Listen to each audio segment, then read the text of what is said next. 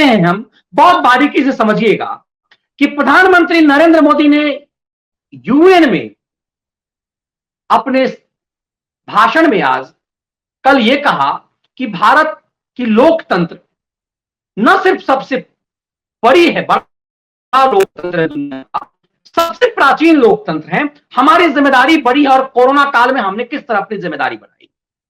उस विश्लेषण को यदि आपने नहीं सुना होगा तो हमने द व्यूज मीडिया पर उसे डाला है कि मोदी के उस भाषण के क्या मायने हैं। इस भाषण में मोदी ने यह कहा भारत के प्रधानमंत्री के रूप में, और यह कहा जाने लगा कि आज तक भारत के किसी प्रधानमंत्री ने यूएन में इतनी ठसक से बात कभी नहीं रखी।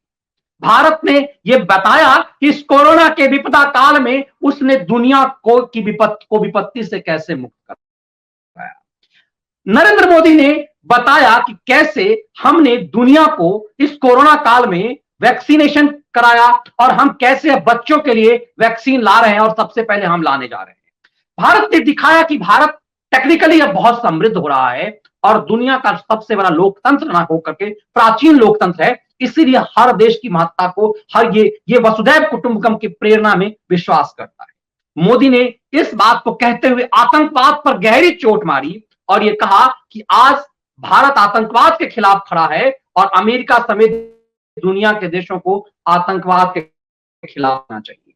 प्रधानमंत्री मोदी ये बात जो कह रहे थे, दरअसल भारत के लोकतंत्र की जो चर्चा वो कर रहे थे, भारत की जो ठसक की जो चर्चा कर रहे थे, दरअसल पाकिस्तान पर गहरा प्रहार कर रहे थे। तालिबान को मान्यता देने के पाकिस्तानी एजेंडे पर वो ठोक करके प्रहार कर रहे थे।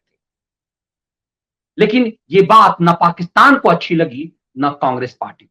अब ये बार बार जब कहा जाता है कि 370 जब भारत ने कश्मीर से हटाया तो क्यों राहुल गांधी को वही बेचैनी हुई जो इमरान खान को, जो बात इमरान खान ने कही वही बात राहुल गांधी ने क्यों कही। जरा इस वीडियो को समझिएगा किस तरह से कम रूप से पाकिस्तान ने किस तरह से यूएन में जो बात कही वही बात कैसे राहुल गांधी लंबा रूप से कह रहे हैं। इसे आप बहुत बारीकी से समझ पाएंगे और इस फैक्ट को जान पाएंगे कि कैसे पीएम मोदी ने जो बात कही है वही बात नरेंद्र मोदी उसके अगेंस्ट में राहुल गांधी क्या एजेंडा चला रहे। फ्रंट फेसिंग मोहन भागवत जी पीछे से remote control. India's electoral and foreign policy under the ruling RSS BJP Hindutva inspired government. India is being guided by a supremacist ideology. Three things that the government has done has made India angry. And that's what you get to read in the newspapers. When you hear about lynchings in India, when you hear about attacks on Dalits in India, when you hear about attacks on minorities in India, that's the reason for it. Minority faces frequent lynching by cow vigilantes.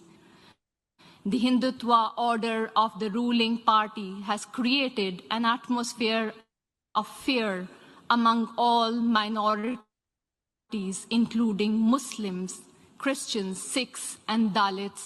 हमें ले आइए, इनको हटाइए, हमें ले आइए, इनको हटाइए। मणिशंकर साहब, अब जो जिस जगह पे आके खड़े हो गए हैं,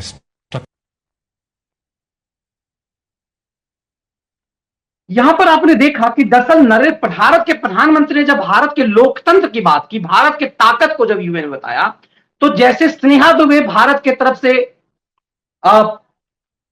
प्रथम सेक्रेटरी के रूप में यूएन में जो बात कही, पाकिस्तान पे जो तमाचा मारा, दूसरी तरफ पाकिस्तान के एक विकलांग सचिव को विकलांगता से मतलब नहीं है, वैसे वो विकलांग थी, बेसिकली वो ब्लाइंड थी, लेकिन उसने पाकिस्तान अपने देश का पक्ष रखा। तो भारत के में गौ हत्या, भारत में माइनॉरिटी पर हमला, इस तरह की बातें कह करके प्रधानमंत्री भारत के एजेंडे पर चोट मारा। आप देखेंगे जो बात पाकिस्तान ने यूएन में कहा वही बात राहुल गांधी इंटरनेशनल मंच से अलग अलग जगहों से कहते हैं।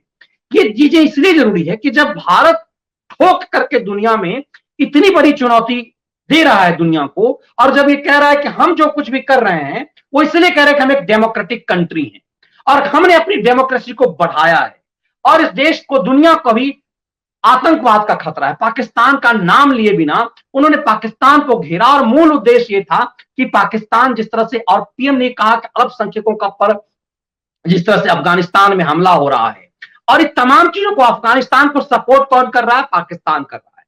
तो इस तरह से साफ उन्होंने अफगानिस्तान के लिए कहा, अफगानिस्तान के तालिबानी आतंकी के साथ कौन खड़ा है इसकी पहचान करनी होगी। लेकिन पाकिस्तान ने घुमा करके, वो यू टर्न लेकर के चोट ये मारने की कोशिश की कि भारत में माइनॉरिटी खतरे में। राहुल गांधी वही बात कर रहे हैं। अब ये चीजें इस बात को लेकर के कि अब इसी बात को यदि आप देखेंगे तो आज चिदम्बरम ने और कपिल सिब्बल ने अलग अलग ट्वीट्स किए हैं। आप यदि उनके ट्विटर हैंडल पे जाएंगे तो आप पाएंगे कि कपिल सिब्बल और पी चिदम्बरम ने प्रधानमंत्री नरेंद्र मोदी के द्वारा अमेरिका में यूएन में जाकर के भारत के लोकतंत्र की तारीफ करने का मजाक उड़ाया है चिदम्बरम ने। चिदम्बरम कौन है?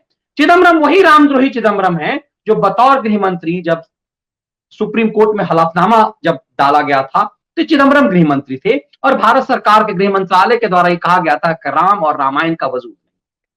तो उस समय राम और रामायण पर सवाल उठाया चिदम्बरम ने। आज चिदम्बरम ने एक तरह से भारत के लोकतंत्र पर सवाल उठाया और कहा कि जब प्रधानमंत्री ये बात बोल रहे थे तो लोग मुस्कुरा रहे थे और किसी ने ताली नहीं बजाई।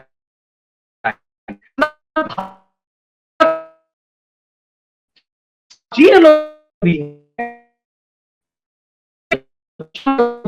वो झूठ बोल रहे थे और लोग इसीलिए प्रधानमंत्री मोदी के पक्ष ये कहना चाहते। कपिल सिब्बल ने कहा और कपिल सिब्बल ने मजाक उड़ाया और मजाक उड़ाते सिब्बल ने ये कहा, क्या कहा सिब्बल ने?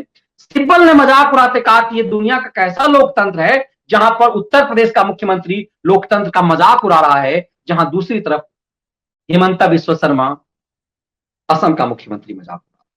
आप इस बात को बहुत बारीकी से समझ पाएंगे कि ये बात दरअसल कहना क्यों चाह रहे थे।